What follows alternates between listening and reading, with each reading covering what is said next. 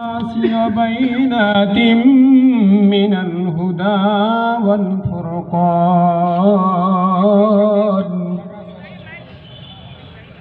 قال رسول الله صلى الله تعالى عليه وسلم من لم يدع قول الزور والعمل به فليس لله حاجة في أن يدع طعامه وشربه أو كما قال الرسول صلى الله عليه وسلم 33 নং ওয়ার্ড জামাত ইসলামী কর্তৃক আয়োজিত এই মোবারক ইফতার মাহফিলের সম্মানিত সভাপতি, সম্মানিত অতিথিবৃন্দ, সম্মানিত রোজাদার ভাইয়েরা, বন্ধুরা, আমি আবারও সালাম দিচ্ছি। আসসালামু আলাইকুম ওয়া রাহমাতুল্লাহি ওয়া বারাকাতুহু। ওয়ালাইকুম আসসালাম ওয়া রাহমাতুল্লাহি। আল্লাহ রাব্বুল আলামিনের কাছে লাখো কোটি শুকর আদায় করছি যে রব্বুল আলামিন আমাদেরকে রমজানের 2 দশক পার করে এক শেষ মুহূর্তে আমাদেরকে একত্র তৌফিক দিলেন। আমরা কিছু কথা বলবো, শুনবো, আমল করব, সেই সুযোগ যে আল্লাহ তাআলা করে দিলেন সে আল্লাহর কাছে আমরা শুকর আদায় করছি, আলহামদুলিল্লাহ। সম্মানিত ভাইরা, রমজান মাস, একটা মাসের নাম কোরআন মাজিদে আমরা পাই, সেটা হলো রমজান মাস। এছাড়া কোনো মাসের নাম কোরআন মাজিদে পাই না।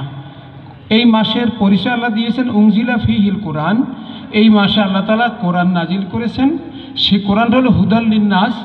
এই কোরআনটা মানুষকে পথ দেখাবে দুনিয়াতে, পথ দেখাবে আখেরাতে। দুনিয়াতে সুখ, সমৃদ্ধি, উন্নতি, অগ্রগতি কোন পথে, কিভাবে আমরা সুখে থাকতে পারবো, সুন্দর একটা পরিবেশে থাকতে পারবো, আর আখেরাতে জাহান্নামের মহাশাস্তি থেকে কিভাবে রক্ষা পাবো তার নির্দেশনা আল্লাহ তাআলা কোরআনে দিয়েছেন। সেই কোরআন আমাদের সামনে আছে। আমরা তারাবির নামাজ পড়ি, খতমে তারাবি পড়ি, খতম শুনি এবং আমরা ঈদ করি, আনন্দ করি। এইভাবে করে আমাদের সময়টা চলে যায়। আমি আপনাদের কাছে প্রশ্ন করব, আমার যতটুকু দেখা, আমার সাথে অনেক মুরব্বী এখানে আছেন, আমার বয়সী আছেন, ছোটরাও আছেন। আমার কাছে মনে হয়েছে যে আমরা লক্ষ লক্ষ মসজিদে তারাবির নামাজ পড়ছি, খতমে তারাবি পড়ছি। ব্যাপক হারে মসজিদ মাদ্রাসা আমাদের দেশে বেড়েছে, এতিমখানা বেড়েছে, হেফজখানা বেড়েছে, ইফতারখানা বেড়েছে, ওয়াজ মাহফিল বেড়েছে। চুরি, ডাকাতি, জেনা, বেবিচার এগুলো কি বাড়ছে না কমছে? আরো জোরে বলতে হবে, বাড়ছে না কমছে? কারণ রাসূল কারীম সাল্লাল্লাহু আলাইহি ওয়াসাল্লাম বলেছেন, মাল্লাম ইয়াদা কওলা যুরুল আমাল বিহি ফালাইসা লিল্লাহি হাজাতুন ফি আইয়াদা তাআম ওয়া শারাবা। আল্লাহ রাসূল বলেছেন, রোজা রাখার পর যারা মিথ্যা কথা এবং আমলে ঘাটতির কাজ করে, অর্থাৎ যেটা করার কথা সেটা না করে উল্টোটা করে, আল্লাহর আইনের বিপরীত ধারার কাজ করে, তাদের রোজা রাখার কোনো প্রয়োজন নাই। আমাদের সমাজে যারা আমরা রোজা রাখি, আমরা তো দুধে পানি দেই না, বলেন, মাছে তো ফরমালিন দেই না, ওজনে তো কম দেই না, মিথ্যা কথা তো বলি না, ঘুষ খাই না ঘুষ দেই, কোনটা করি? সুদের লেনদেন আছে কিনা? আছে। জমি দখল করি কিনা? মানুষকে অধিকার থেকে বঞ্চিত করি কিনা? আমাদের মেয়েদেরকে ঠকাই কিনা? স্ত্রীদেরকে আমরা মোহরানা দেই না, এই অবস্থা আছে কিনা? আমাদের বোনদেরকে ঠকাইগুলো আছে কিনা? এগুলো দেওয়া লাগবে। এই বিধানটা কার? আল্লাহ। এই বিধানটা কোরআনের। এই বিধানটা কার? আল্লাহ। এর মানে হচ্ছে আমরা রোজা রাখছি ঠিকই, কিন্তু এই বিধানগুলো কিছুই মানি না। আল্লাহ রসুল বলেছেন, এই কাজটা যারা করে, এই কাজ বাদ দিতে না পারে, শুধু সকাল থেকে সন্ধ্যা পর্যন্ত উপোস থাকে, এই উপোস থাকার কোনো দরকার নাই। এই কারণেই আমাদের সমাজে কোনো পরিবর্তন আমরা দেখছি না। কথা ঠিক কিনা বলেন? যদি সমাজে পরিবর্তন আনতে হয়, আল্লাহর কোরআনের প্রথম সবক ছিল ইকরা বিসমি রাব্বিকাল্লাযী খালাক। 12 থেকে 13 বছর নামাজ নাই, রোজা নাই, হজ নাই, যাকাত নাই, কিছুই নাই। একটা জিনিসই ছিল, সেটা হলো পড়ো। পড়ো কিভাবে? ওরা তিরিল কোরআন তার তিরা, ধীরে ধীরে বুঝে বুঝে পড়ো, সুন্দরভাবে পড়ো, আমল করার নিয়তে পড়ো। আজকে আমরা ঠিকই তেলাওয়াত করি, আমরা তারাবির নামার জন্য টাকা উঠাই, হাফেজ সাহেবদেরকে পয়সা করে দিই, ওনারা সামান্য কিছু সম্মানই পান। আমরা আলহামদুলিল্লাহ মনে করি যে আমরা তো জান্নাতি হয়ে গেছি, সব কাজ শেষ করেছি। কিন্তু আমাদের মধ্যে চুরি আছে, ডাকাতি আছে, জেনা আছে, ঘুষ আছে, সুদ আগের মতো সব আছে। কথা ঠিক কিনা বলেন? যদি আমরা সুফল পেতে চাই, সুন্দর একটা সমাজ চাই, তাহলে আমাদেরকে অবশ্যই কোরআন পড়ে কোরআন ভিত্তিক একটা সমাজ আমাদের কায়েম করতে হবে। আমরা রাজি আছি কিনা? ইনশাআল্লাহ। সবাই বলেন রাজি আছি কিনা? এই রাজি থাকতে হলে এই মাস, আল্লাহু আকবার, এই রমজান মাসের কয়েকটা দিন আগে, 2-3 দিন আগে একটা দিবস গেছে। কি দিবস? বদর দিবস। কি দিবস? কি দিবস গেছে? 17 রমজান। কি দিবস? আজকে কয় তারিখ? 20 তারিখ। রমজানে কত? 20। আজকে হলো মক্কা বিজয়ের তারিখ। এই দিনে, এই 20 তারিখে মক্কা বিজয় হয়েছে। আর মানে হলো কোরআন হলো ইসলাম বিজয়ের মাস। কথা ঠিক কিনা বলেন? ইসলাম যতক্ষণ যদি সকল পর্যায়ে, আমার ওয়ার্ডে, আমার ইউনিটে এক ভাই বলে গেছেন সুন্দর কথা, আমার কাছে ভালো লেগেছে। যিনি মসজিদের ইমাম তিনি আরবি ইমাম, ভালো করে বুঝবেন, ওলামা কেরাম যদি থাকেন ভালো করে বুঝবেন। যিনি মসজিদের ইমাম তিনি আরবি শব্দে ইমাম, কিন্তু বাইরে তিনি নেতা নন। কথা কি ঠিক?